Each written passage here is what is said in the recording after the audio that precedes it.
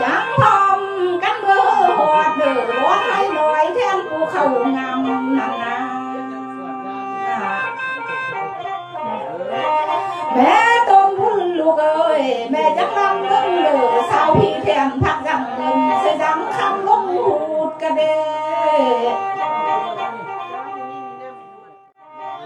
เพิ่นมาหูแต่เสาก็บ่พอง่ายละบ่หูแต่สวยแต่ง่ายก็บ่พอเพื่อเจ้าก็เมื่อแล้วเพียงให้ต่อโดกควาแล้วเจ้าก็เมื่อแล้วเพียงนาต่อนกแก้วมาแล้วพ่อแม่ตรงพุ่นลูกเอ้ยไล่ละตาแนวสูงเต็มทุ่งคอยนามาแล้วน้ำน้ำเมื่อหอดแล้วทงน้ำขึ้นเมืองแทนทงน้ำกันเอ้ยสนาแก่เรื่องพาไหลละเมืองอันนี้น่ะผู้บ้านนั้นมีแต่ต้องไอ้หน้าหอมหลอกเด้อพ่อแม่ตนพุ่นลูกเอ้ยเพิ่นมาเมืองอันนี้น่ะสู่ผู้สาวมีแต่บักควันหน้าแหลมเพิ่นมาเมืองอันนี้น่ะแปลงเสื้อผ้าห่มควันละบ่แมงวันตาเล็ดเอาผู้เฒ่าให้หน้าพนกะเลยเพิ่นมาเมืองอันนี้น่ะสู่คนให้หานำเดียวให้หานำของคำบ่พ้นเสียแล้วเอาบัดโตเมืองนี้น่ะพ่อแม่ใกล้ลองเมื่อเด้อตัวป้องนี้พ่อแม่ใกล้ไปเด้อจังไปเฮอหวัดเด้อโกก็เรื่องมาควงทางลงลำสาวเขามาป้องเดีย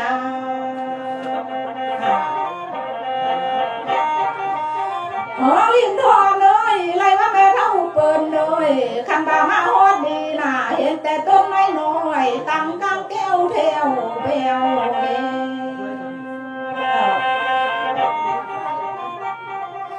อันบ่พอแล้วแม่น่ะก็เมื่อฮอดแล้วเด้อคันบามาฮอดดีน่ะเส้นทางลิ้นแก้วเอ้ยลิ้นลาวเขามาป้อง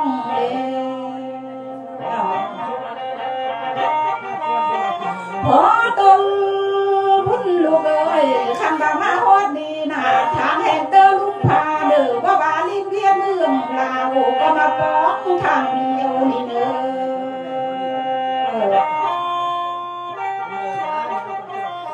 เมื่อดี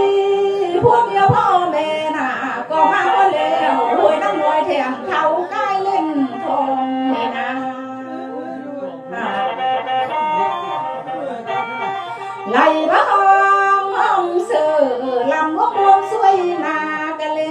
ลำภาษาเมืองลุงเมืองลาลางสวยติ่มพ่อแม่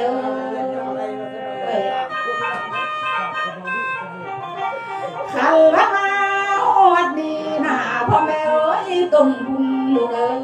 ยแกเสือปลาเที่ยวไข่จอกปุ้มลงฟังเสมอ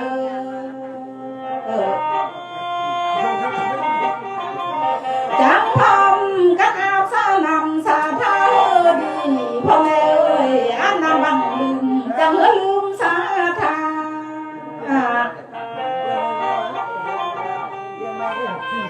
อันนำมาฮอดดีน่ะอันนำบังกาเด้อลืมสาเรื่องแนวหายที่ทุ่งเรื่องเพียงพ่อแม่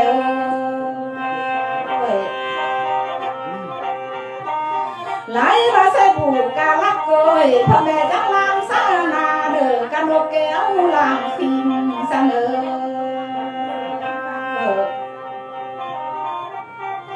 เอาแต่นาข้าวดีสะขาวงามเมื่อบานเด้อนาข้าวปานข้าวไม่เมื่อแทนแม่ไหลมาพ่อแม่อาบน้ำได้ดันไปเลิกไล่เด้ออาเพียงเอ้ยเพียงอ่างเด้อจ้า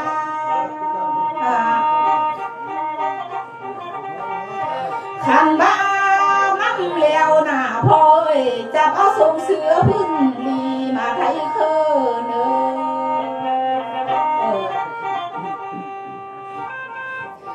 ไหลแล้วแม่เท่าเปิดเลยจับเอาเด้อเสียงเสือพึ่งเมื่อนั้นอีแม่มาไทยคุณสะแม่ลูกสิพาเข้าเมืองเด้อพ่อแม่จะไม่คานเด้อพาเข้าบ้านเมืองพาพ่อแม่อย่าอายเด้อ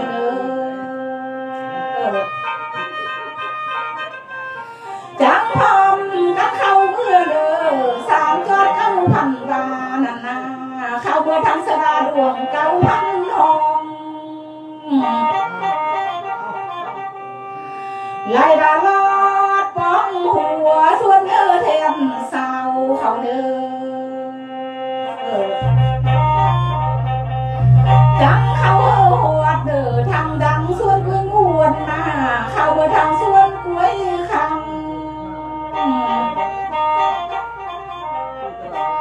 ไหลละพรกับเขาเมื่อเด้อสวนมักหวงเสมืองพาสู่เมืองส่วนมักเพื่องเลยเสมืองบนสู่เครื่องไหลละเขาเมื่อเด้อส่วนมักหวงแก้วเอาลอกสลายคำนานา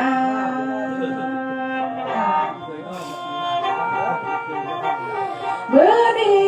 สุขเจ้าก็โมดแล้วเด้อส่วนพระห้องนั่งอวยเอาส่วนพระผู้นั่งเจอ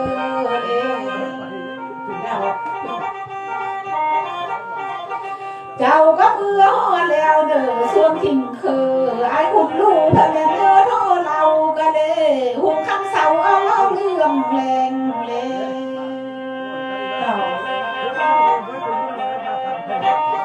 เมื่อดีพ่อแม่ก็โมดแล้วส่วนพ่อแม่นางอามแล้วเจ้าก็โมดแล้วส่วนคำแม่นางไอ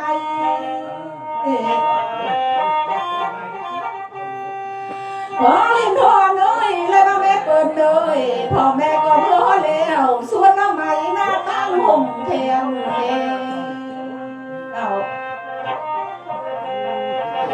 ไหลเราโมดแล้วเด้อแลมตูก่อนแถมเศร้าเมืองพา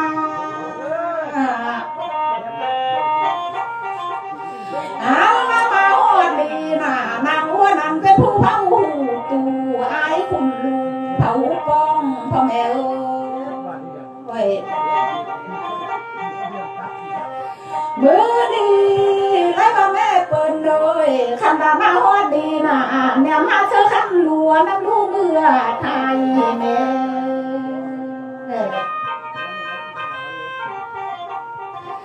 ไหลละแม่เท่าเปิดเลยแนมหาเจอคำลายฉะนั้นรู้ก่อลำเขาเมื่อป้องคำฮอดสองป้องหัวคุณดูน้ำลูกเด้อเอามาเสริมเด้อหัวคุณดูเอ้ยมาเขียวพุ่นเลยเขียวหูหอม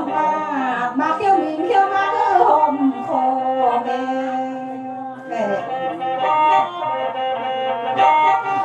ขอให้มามือดีมานำลำต้องข้าวเนื้อวัวคุณรวยมานำสาวปลาคิงมานำสิ่งเหล่าไหนแทนผู้สาวควงนี่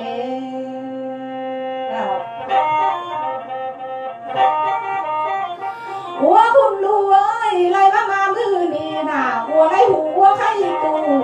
เด้อขันบาคุณลูคุณลูก็ไข่ป้องแม่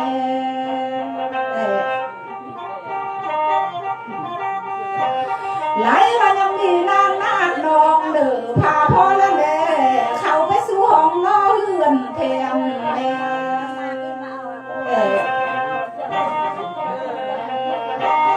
จังพาพ่อและแม่เด้อเข้าเมื่อนางผู้เลี้ยงติ้นไหลแทนเศร้าเมืองพา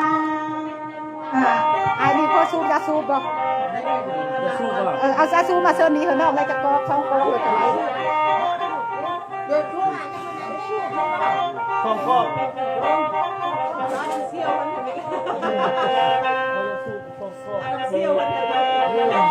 เมื่อดี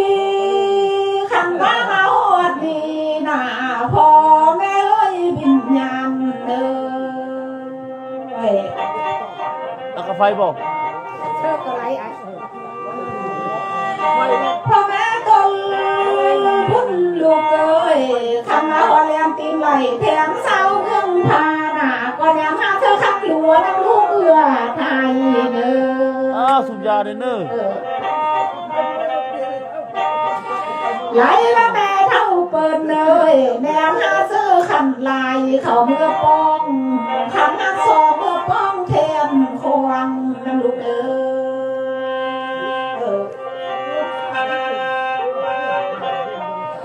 มือดี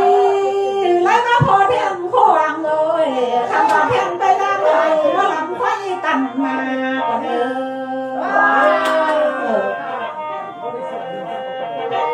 หรือว่ามามือนี่นะแทนไปดำมาน้ำส่วนหมอลำตั้งเต่า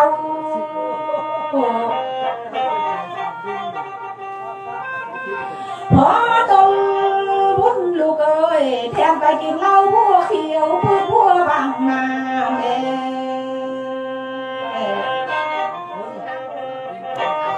หรือว่ามามือนี่นะแทนอยู่บ้านนอนเป็นพักผ่อนบ่ดอ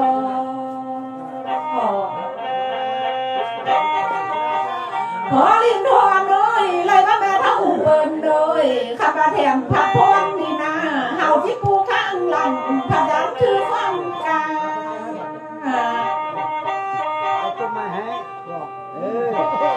ไหลมาเฮาสิปูข้างหน้าพยายามถือความเข็มเพิ่งเล่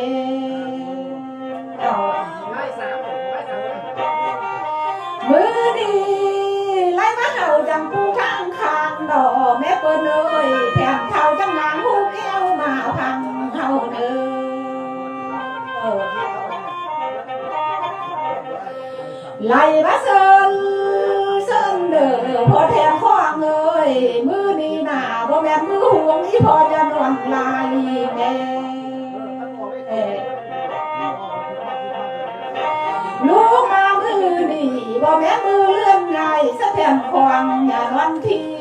บ่แม่มือซีคำแถมเท่าอย่านอนดึงแม่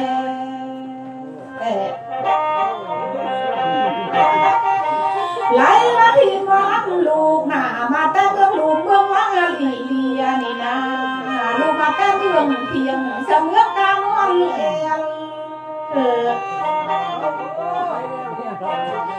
พอเทียนควงเอ้ยลูกมาเมืองบนว่าไหลมาซาลาเด้อเมื่อคืนเมืองขาวไหลมาเป้ากินมือเลยเด้อลูกมามือดีหนาลูกมีคำพูดเลยคำพูดเขามาพา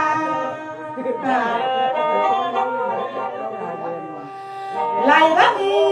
ทั้งเงินขันหาเด้อยาสูบผอมมาต้อนแทนควง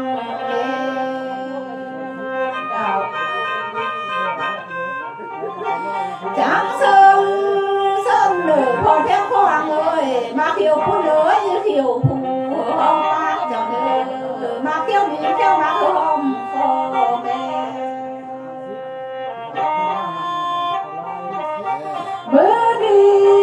ไล่มาพอเทียมควงเลยพอจังยองหูดีสหูงามพังถอยลุงเด้อไล่มาหอดดีนะพอจังยองหูหน่อยห่วงทำเสียงลำเด้อ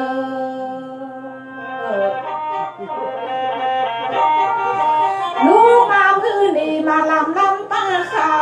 เจ้าเลี้ยวมานำสาวปลาคิงสีละไม้แทนผู้สาวควง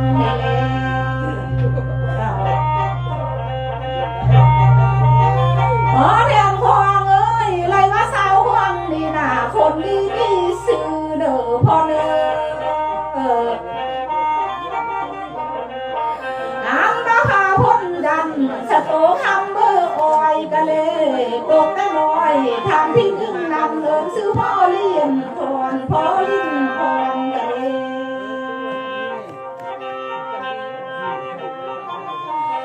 ไหลละทันที่สองเอิมซื้อแม่เปิล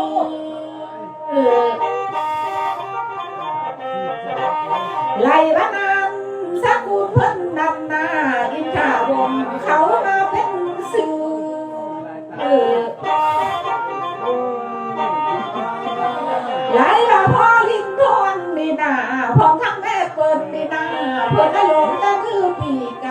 เพียนเอ้ยอ้ามมาผัวเมียนี่นะเข้าไล่ตายแต่ไล่เลื่อนแล้วแต่ว่ามือเพิ่นลมนาลูกเพิ่นนั่งยังไล่ทางเด้อไล่เพียนเอ้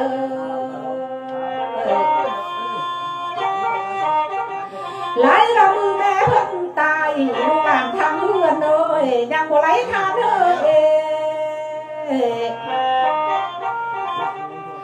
อมาพี่นี่น่ะลูกหลานเพิ่นหามาเด้อไล่ละมาพี่นี่น่ะลูกหลานทางเรือนหาไล่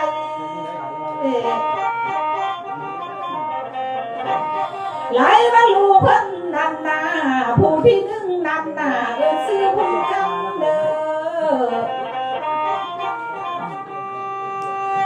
ไล่มาทางที่สองซื้อเท่าแก้ว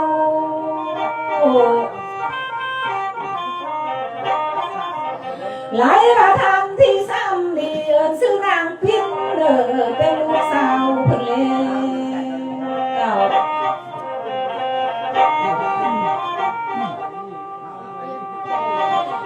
ไล่มาทาง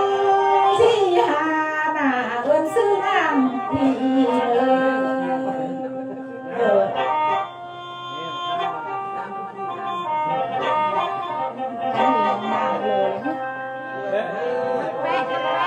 แปะละ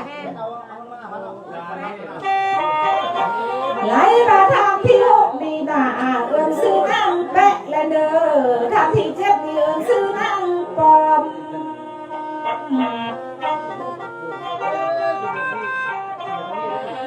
ไล่มาทางที่แปดนี่น่ะซื้อนางทับละบ่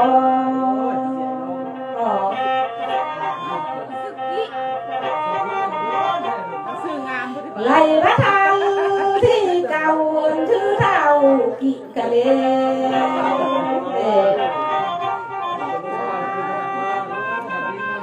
ไล่มาผู้ที่สิบนี่นาซื้อล่วงใจเป็นล้านสายเพิ่นบ่ได้นักชื่อก็จะเป็นต้นหน่อยว่าลำให้ตามมือไหลไว้คนหน่อยคือใกล้เคียง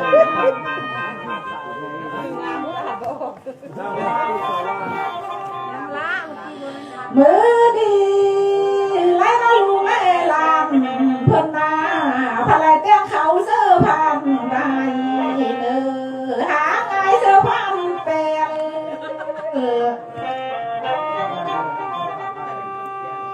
ไหลเราพอเที่ยงห่วงเอ้ยเขาแต่งเสื้อเพื่อนย่อมาแต่งเสื้อผ้าย่อเตาเด้อหาเขาเมื่อสู้กอง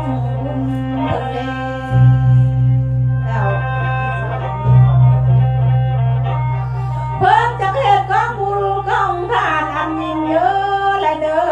คำที่ท่านไปลาหน้าลูกเพิ่นทำงานบ่ฮอดบ่ถึงแล้วอันละทางแต่เขาเอาเงินเสื้อบาทนั่นนามีแต่ตาบาทชาตินำหน้าบุญคำสวยสู้นั่นนา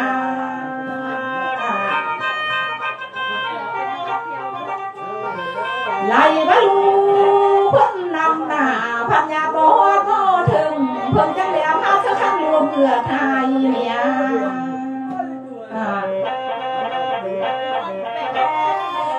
พันยาหาเสื้อข้างบ่ายเมื่อป้องกะเดคำหาสองเมื่อป้องหมอลำจนไป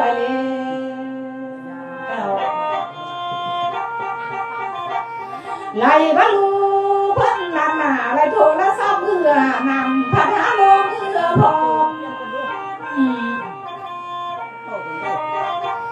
จากที่มาลำลูมาข้างทรงกองทำนี่เลย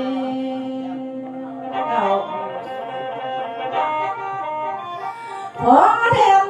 ห่วงเอ้ยขันมามือดีหน้าพอเอ้ยพอจังจับเอาเจียสามลายมาเขียนคิดเด้อหามตาเขียนคืนนึงนำเธอเป็นรูปตัวก่อและแม่เขียนเธอส่งเธอเป็น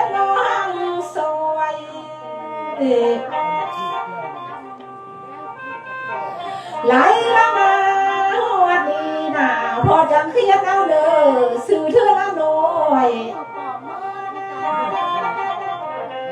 เอาละทางที่หนึ่งนั่นน่ะพอเอิ้นซื้อพ่อลิ้นพรนี่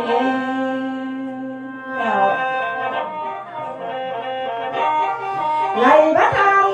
ที่สองเอิ้นซื้อแม่นั่งเปิ้น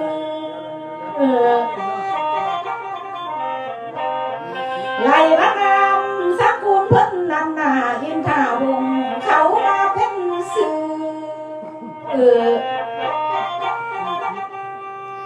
ไหลมาผัวเมียมีหน้าเขาบ่ลืมซาเตาเด้อเขาบ่ลืมซาเขาทิ้งเก้าเมืองเดิมแล้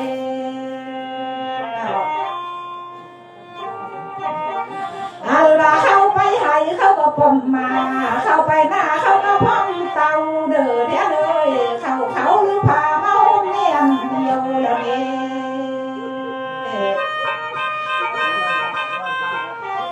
มือดีและมาพอเทียมคู่เลยเจ้าที่เลยหาเขาเอาลูกน้องจะแล้วย่าพองเอาลูกชายกินใจ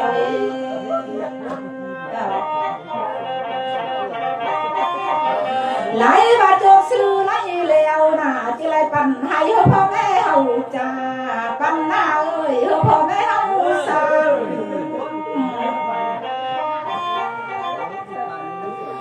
มือดีไหลมาแถวปั่นให้น่ะจะเธอถึงม่อนตินพาเนอ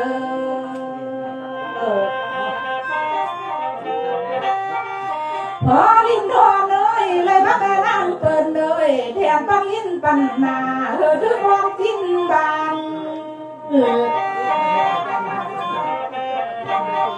ไหลมาพ่อแม่มามือดีน่ะแถมปั่นม่วนบานเธอถึงม่วนมันเพียงแค่เนอ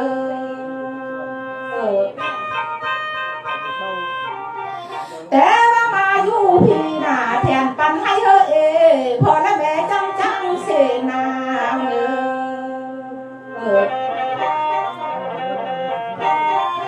พอลิ้นทอนเลยเลยว่าแม่เปิดเลยแทนปันลิ้นปันนาเฮอไหลจางไปสวรรค์ลาดหน่อยอันบังเอิญคำแก้วลูกเจ้าเฮอมาแล้วเด้พ่อแม่มาอยู่พี่อยู่วันเขาบ่ไม่หาเด้อ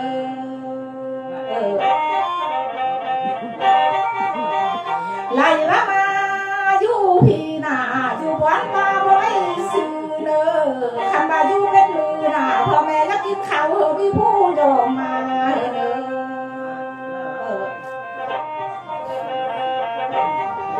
เขาอยากกินปูกินปลาเห็นมีคนย่อ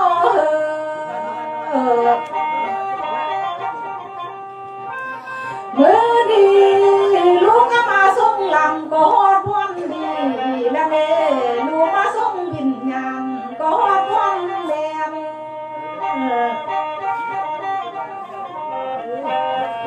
พอลิ้นทอนเลยไล่มาแม่เท่าเปิดเลยขันมาแทงกันวัดเฮือนเธอแล้วจังตั้งเฮือนสามบ้านอยู่พ่อแม่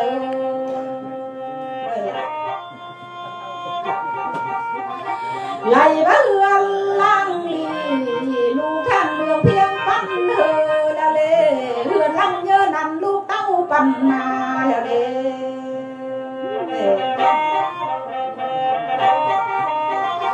มือดีไล่มาหอดดีน่ะพ่อแม่จังโตกินขืนเฮือนหลังงามหลังเมื่อแม่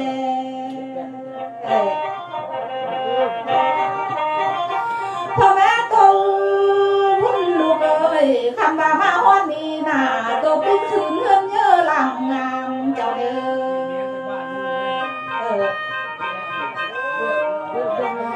เจ้าที่ไรเป็นล้ำอยู่เมืองบนแล้วพ่อแม่เอ้ยเป็นคนอยู่เมืองพาเด้ออยู่น้ำปูน้ำยาพ่อแม่เจ้าอยู่เมืองถึงไปแล้วขันละมาหอดดีน่ะลูกที่สั่งสามความพ่อแม่เอ้ย ไหลว่าความนึ่งนำหนาคันพ่อแม่ไปน้ำให้อย่าไปลุยส่วนขาเขาเนอไหลว่าไปน้ำนาน้ำส่วนอย่าไปลุยส่วนเรือส่วนเรือเขาเนออย่าไปเขาส่วนเพื่อส่วนมันเขาเนอเพียงคือจะไล่หอมคอยพาเด้อพ่อแม่เอ้ยนางใกล้แล้วจะหอมคอยแทนเด้อคำพ่อแม่เห็นแนวว่าดีบ่งามเอ้ยแทนเห็นแทนที่ว่าบาเด้อแทนจะจื้อเมื่อหนาเพิ่นเสื้อคำงามสุดเจ้าเลยไหลมาคำทุ่งเจ้าเห็นแนวหายหนาแทนที่น้ำสายเจ้าไฟเป็นลงเออลูกเพียงแห่งไหลไหลมาพ่อแม่เห็นแนวหายหนาแทนจะยังใส่อมใส่ไข่เนอลงเขาลูกเมื่อลาผู้ถึงเลยอันแต่พ่อแม่จังเฮ็ดเจอดีคือมือยังกูเด้อพ่อแม่จังเฮ็ดเจอหูคือมือยังคนนั่นเด้อไหลมาความส่องดีหนาลูกสั่งแล้วลูกสั่งย้อนลูกสวนลูกสวนซากใส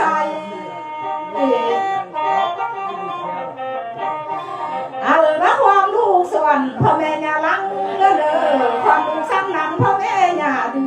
มเด้อพอเห็นทองเลยเลยว่าแม่เปิดเลยลูกเกิดซาบนา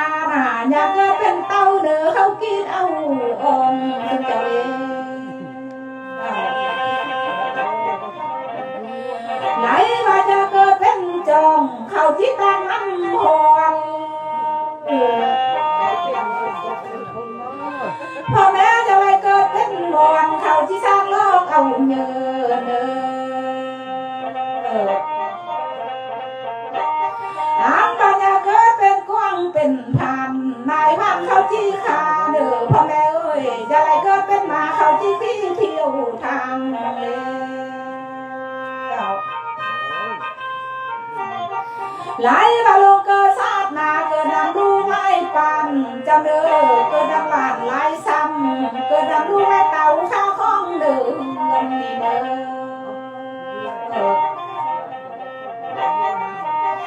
เอาละความซ้ำดีหนาลูกสั่งแล้วลูกสั่งย้อนลูกสอนซากใสไหลมาพ่อแม่ลูกเกิดซาดนาสวดปากกอมเฮอสร้างข้านเทียมลงเด้อถ้าเลยว่าสวดปากเป็นจังเฮอสร้างข้านพาอังเราพ่อแม่ข้านเทียมลงอยู่ดำยี่กาเด้อพ่อแม่ข้านพาลงมาอยู่มันยุ่งยาวเด้อไหลมาลงเกิดซาดนาลงผู้ไม่เมืองลุมจังถึงบนพ่อแม่เอ้ยลงเป็นคนเมืองเพียงเธอยืนถึงเท้าไหลมาลงเกิดซาดนาความเผาความลอกเทียนสีพ่อและแม่เธออยู่มันยืนยาวเด้อ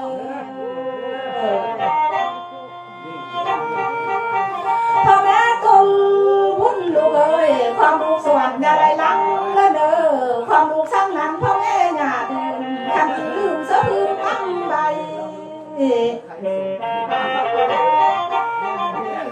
ไหลมาแม่เปิดเลยเสื้อไทยหน่อยไทยที่มวนหัวแม่เอ้ยเสื้อบัวเงินเสื้อบัวคำควมเก่าไหลมาความมาลำลูกเบาพ่อแม่จำชื่อจำเอาแม่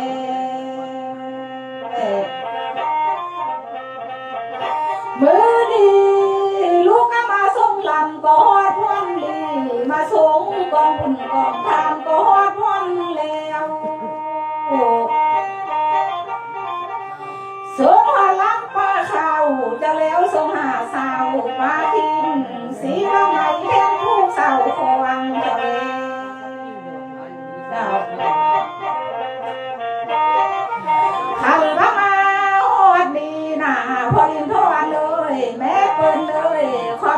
มีท่อสร้างหน้าที่บ้านลูกจะได้หามือเสียลาย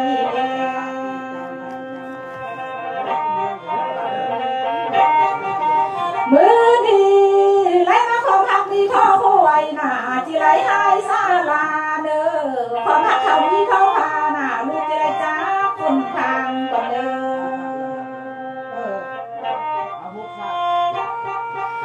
หมอแค่เนยเฮาพักเล็บต้องจริงสกายลินกินนำดอกอายเอ้ยเฮาพักยำห้อยเก้าลงเฮือนเฮาดอก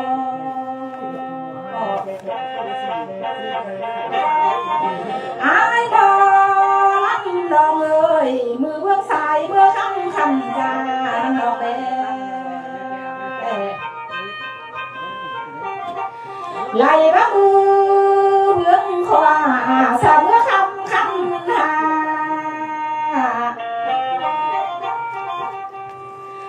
เฮาจะอยู่เมืองผาเฮาหุ้มควันลงไหล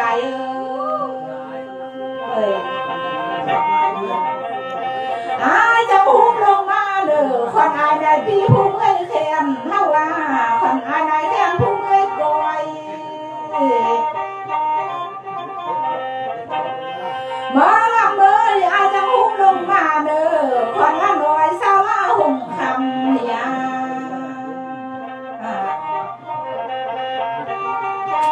หุ้มแต่ควันลูกฮักผู้นอนแพงเฮาเด้อควันลูกแพงผู้นอนคางเฮาว่าแก้วเพียงสางผู้ซื้อหม้อเทียมเงินเฮาว่า